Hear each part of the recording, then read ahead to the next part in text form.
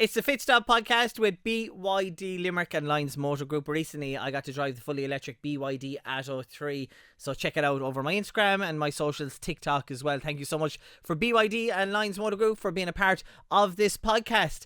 Every review of Formula 1 is with these guys. And hey, let's get into the last 3 Grand Prix. I'm Owen Fitz and welcome back to the Fit Stop podcast, and let's take a look back at the triple header in Formula 1, which must have been a tough one for the drivers, tough one for the officials and the marshals and of course the staff and also the mechanics as well. And around Easter time, a lot of the teams based in the UK, a lot of the kids and families would have been on holidays as well, so I'd say it was a tough all triple header and maybe hard if you're someone like Aston Martin and you scored no points in 3 races. We're taking a look back at the triple header. We went to Japan, we went to Bahrain, and then we went to the Saudi Arabia Grand Prix before we head off this weekend to Miami. So it's been a bit of a time. So let's take a look back and how quick it has changed in a matter of weeks in Formula 1. And Max Verstappen got pole position in Japan. And after the start of the season and McLaren starting off so strong, it looked like Red Bull were out of it. But Max Verstappen showed why he is a world champion and put the car on pole. Like, going by the practice times and the race paces, no one would have thought that Max Verstappen would be on pole for the Japanese Grand Prix. And hey presto, away he goes and he gets the win. 1 second ahead of Lando Norris and Oscar Piastri in third. So, it's not the end of the world.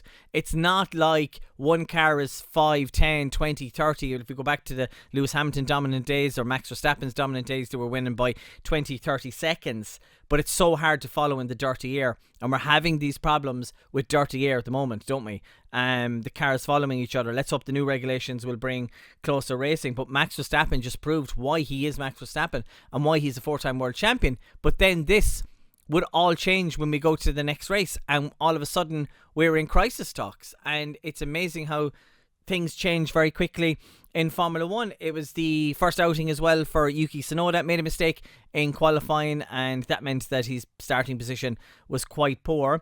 4th place for Charles Leclerc, 5th for Russell. Antonelli will be delighted, getting a bit more pace in the car in 6th place, but Lewis Hamilton, and we'll get on to Hamilton in a few minutes, must be bitterly disappointed in Japan with 7th. Hadjar, great opportunity and a great weekend for him to finish in the points and 8th place. A weekend where his teammate had been replaced. Yuki Tsunoda made the move to Red Bull, and Lawson came back to his seat, which he had before, for the Racing Bulls. So it was important for him, Hadjar, to get 4 points. 37 seconds off the lead. Not a bad result for him, with Albon 9th, Williams continuing their good form in 2025, and then Ollie Bearman with a point in 10th position as well. So some of the rookies doing really good in Japan. Out of the points, we had Tsunoda. He'll be disappointed in his debut, but is showing good pace across the next few weekends. Gasly 13th, Sainz 14th, disappointing weekend for him. Lawson 17th as well. Stroll finished last a lap down. It's been so bad for Aston Martin, which we will get into very soon. So we head away from the Japanese Grand Prix and we think to ourselves, okay, have we got a fight on for the championship? Are we going to see tracks where Red Bull is going to be ahead?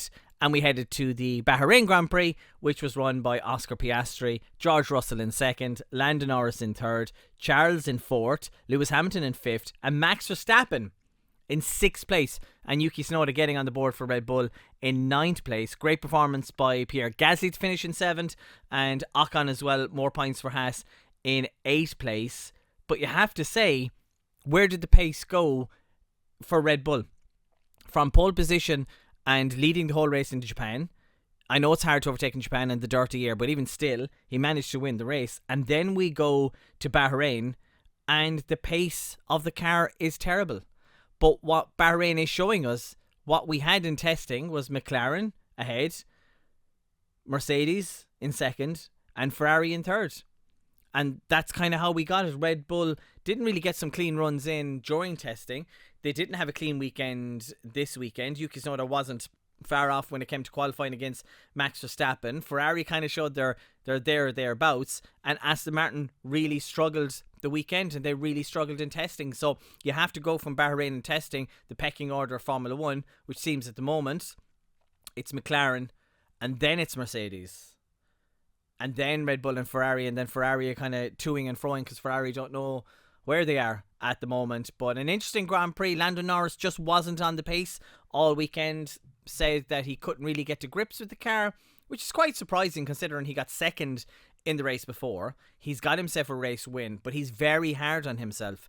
And then, of course, the 5-second penalty that he got at the start line, he rolled over the start position. You can't be ahead. You can't gain an advantage. You have to be on that line. He rolled forward. You can't reverse back because you're not allowed to reverse on the grid in Formula 1.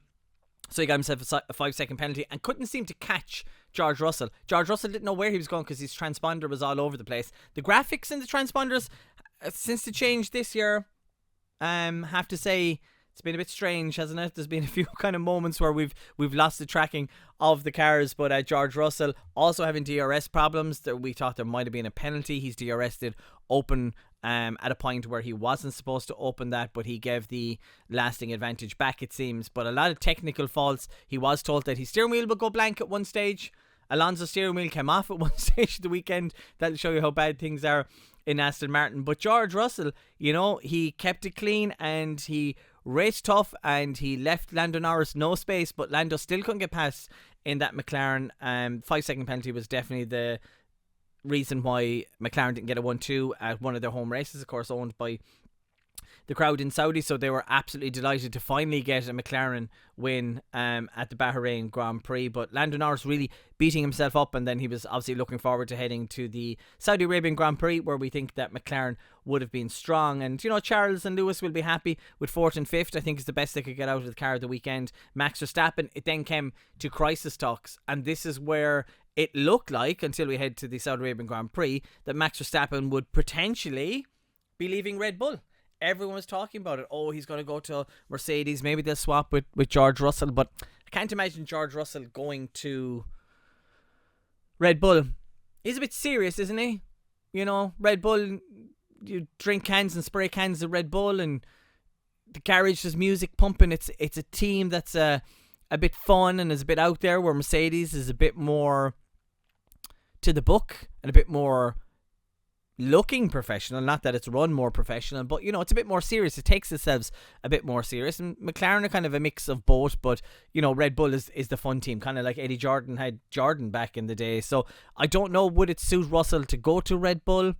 Would Max be suited in the environment of Mercedes, or does it matter considering what the car is like? But Max seems to be struggling that weekend, and rumours were that he was leaving. There was crisis talks. It looked like his manager was wearing a helmet, Marco. His dad didn't seem too impressed, but Max himself kind of said, no, we just have to figure out why the car isn't going fast. Don't mind contracts, don't mind where I'm going, what I'm doing. I need to make this car go fast, because he wants to become a 5-time world champion, and he wants to win 5 in a row. So that's the important thing, as well as Max will be going for 5 in a row this year if he can make himself champion. So there was all these crisis talks of, you know, what's happening at Red Bull, and with Adrian Newey gone, maybe he might be joining Aston Martin and the Honda engines and the designer, he knows all that. And we go to the Saudi Arabian Grand Prix and Max Verstappen puts it on pole. Like, it was just an intense qualifying. That was one of the best qualifyings I've seen in Formula 1, because it's so fast. Every year I just love the final Q3 of qualifying. It's the second fastest track outside of Monza, and it's just scary. My brother-in-law was watching it, and he doesn't really watch Formula 1, and he was sitting there going, wow, just the speed. Lando Norris, another mistake by Lando Norris. Is he cracking under pressure with his teammate Oscar, who doesn't seem to be making that many mistakes? One mistake at the home Grand Prix, the opening Grand Prix in Australia, and it was binned into the wall. He's no one to blame but himself, and of course he is blaming himself, and he's very hard on himself. Lando Norris looking very down again. It's like his mental health is struggling, and he's saying he can't drive the car the way Oscar can. He's got no faith in the car, and, you know, you kind of wonder, going, it's only been a few races. There's still potential for him to win the championship. He's in no way out of it, but it didn't help starting from 10th position at the Saudi Arabian Grand Prix, and Max just put it on pole. We were all surprised. We all thought Oscar Piastri had it in the bag, didn't we? Max Verstappen just proved why he's Max Verstappen, and it was a tremendous qualifying. We headed to the race, and then we had the start. And we all know what happened at the start. 5-second penalty for Max Verstappen. You know, Max was always going to go for it. We saw the first Saudi Arabian Grand Prix against Lewis Hamilton fighting for the championship in 2021. Max is going to go. and Oscar didn't leave him any space, but I think Oscar was entitled in that corner. You got to throw a sleeping policeman curb. You got to put something there to deter the drivers from going off, because if it wasn't there, it wouldn't happen. Max didn't give the place back. The safety car came out due to Gasly and, I was going to say Perez, Tsunoda's crash. So you can't give a place back under a safety car, which you've learned in the past before. That's not possible. So yeah, it was a crazy one. He didn't give back any advantage. So 5 seconds, and I think it's fair enough. First corner, first lap, I think it would have been hard to give him a drive-through penalty or to give him a 10-second penalty. Max wasn't happy. No, he wasn't happy. Christian Horner was out with his printouts, wasn't he? And he was showing everyone why Max Verstappen shouldn't have got the penalty and why he should have took the place. And look, it's typical Red Bull. Max Verstappen has that Michael Schumacher / Senna about him, where it's like, I don't care, I want to win, I don't think it was a penalty, I'm the best. And that's why he is a 4-time world champion. You know, Michael Schumacher, when he crashed with David Coulthard, they met, Bernie Ecclestone put him together for a meeting in Monza, the race afterwards, and you know, David Coulthard said to Michael Schumacher, said, look, you got to take some bit of blame for this. And he goes, no, David, I'm never wrong. That's the mentality that some of the drivers have, and that's the mentality that Max Verstappen has. And look, he just said at the end, he doesn't want to talk about it. He'll probably get in trouble if he says anything. They know the rules, they've spoken about it, he's not happy, and he's just going to look forward to going to Miami. So, you know, not the end of the world. Pole position and second place for Max Verstappen, getting himself 18 points, considering the crisis they had in Saudi Arabia. But what's the car going to be like in Miami? Are Red Bull going to go to certain tracks where they're going to be at a disadvantage? Charles will be absolutely delighted to get third place. Ferrari's first podium in a race. Of course, Lewis Hamilton had the podium and win in the sprint race in China. Lando Norris in fourth. Tried to get Charles at the end, but the best he could do was fourth. Tough all race for him to get from 10th to 4th. George Russell in fifth. Off the pace this weekend, Mercedes, but I think they knew they'd be off the pace at this track. Kimi Antonelli, great performance by him in 6th. Lewis Hamilton in 7th. Sainz in 8th. Albon in 9th and Hadjar in 10th. Lewis Hamilton, what is going on with Lewis Hamilton? How long do we have to give Lewis Hamilton more time? Is it the engine braking that he's not used to in the Ferrari power unit? Is it how different the Ferrari car is? Everything from the reading telemetry is upside down. Everything's totally different how it works in Ferrari. But it's like the greats always seem to work around these cars. A Schumacher, a Senna, a Prost, even a Verstappen. And Lewis himself, when a lot of the new regulations came in, this new regulation since 2022 hasn't really suited Hamilton, especially in qualifying. But now we're seeing his race pace is off. And those few tenths that we saw at the opening race in Australia, that's still the gap between him and his teammate, and he's a good few tenths off Charles, and Lewis just doesn't seem to be able to get his head around the car at the moment. Do we wait until 2026? Is Lewis Hamilton done and dusted? Has he lost the spark? Is it time? He joined Formula 1 in 2007. I know he's only 39, 40 years of age, probably too young to retire, but maybe slightly. Has Lewis Hamilton's time come to an end? Is he starting to lose that ultimate pace? I don't think so, but it's starting to look like he's struggling. But then again, it's Lewis Hamilton. You never know if it clicks and he gets it together and Ferrari work with him. But it's a few races in now. You see someone like Carlos Sainz in Williams, who has gone from Ferrari to Williams, and then is doing quite well and is scoring points and is on the pace. So maybe the Williams is a bit easier to drive in that sense to get points, where Williams be happy with points, where Ferrari want podiums and wins. So, you know, Ferrari still is a better car than the Williams, but Williams seem to be kind of putting a good package together. But Charles will be delighted in third, and I think Lewis Hamilton is struggling, and be very interesting to see where he goes the next few races and what's going to happen. Look, he's locked into a contract. Ferrari aren't going to get rid of Lewis Hamilton, but he is struggling. And Hadjar, another great weekend for him in 10th place, and Albon in 9th. Carlos Sainz beating Albon. Good weekend for Williams. Good solid points. They're using a lot of the parts from last year's car. They're pretty much going to stop developing now. And I think it's just for Williams, it's, you know, rack up points, get yourself some wind tunnel time for next year for the new regulations. So I think they've done a good job. 2026, 2027 could be the place to be. This could have been the best move ever for Carlos Sainz. Disappointing weekend for Lawson in 12th. Kind of Lawson's been in no man's land this year, hasn't he? Bearman in 13th, Lance Stroll and Alonso not getting the points. What is going on at Aston Martin? Have they just given up on this year? Have they just gone, nah, we don't care about 2025?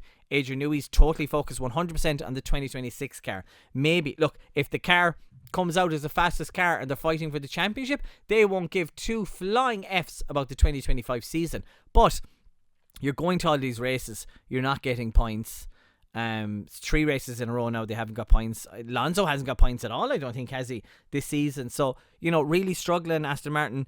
Lance Stroll now has the record of the most exits from Q1 in Formula 1, which he won't want. But look, we know Lance can be up there. Lance has been on pole before. Lance has been on the podium before. I still think there's a good driver in Lance, given that he has the car to win, and we know what Alonso can do as well. But crisis, you would have to say, for 2025 at Aston Martin, for a team that only 2 years ago were fighting for podiums, to struggling last year, to being even worse. I just don't get how they have gone from last year to this year and been worse. Everyone else has improved, Aston Martin hasn't. But maybe that's the plan. Maybe it's like, look, this year is a write-off. Let's look forward to 26 and 27 and 28 and fighting for the World Championships there. He does. Lawrence Stroll does want to give his son a World Championship, doesn't he? And Alonso could win himself a 3rd championship. You never know. If the car is good enough, you never know. It's been an interesting few races. Piastri is showing that he's got potential to win the championship. He's the first Australian to be leading the championship since Mark Webber in 2010. So well done to Oscar Piastri, putting his teammate Lando Norris under pressure. When are we going to see them racing toe-to-toe? We still haven't seen a fight for a win yet. But it's going to be very interesting to see what happens in the coming Grand Prix, the championship. Hopefully it will go to the end with these two. If Piastri has a bad weekend and Norris has a good weekend, the championship fight is back on. Championship fight isn't even out. Anyone can win the championship. Max Verstappen is still in it. Can Red Bull develop this car? We're heading into a sprint weekend, so the time is going to be different. It just throws me off a bit watching sprint weekend. I know you get more action, but it's just on at random times. But look, a nice Grand Prix to watch on Sunday. Enjoy the bank holiday weekend. Thank you so much for listening or watching the Fit Stop podcast. If you've any comments, leave them underneath. If you want to be part of the show, hey, let me know. I'm always open to people being on the podcast. It's Oscar Piastri leading the way. The Australians leading the championship. What's going to happen in Miami? It was a win last year for Lando Norris. He got his first maiden win last year in Miami. Could it be a McLaren 1-2, or has Max Verstappen got something to say? We're back with the Miami Grand Prix this weekend.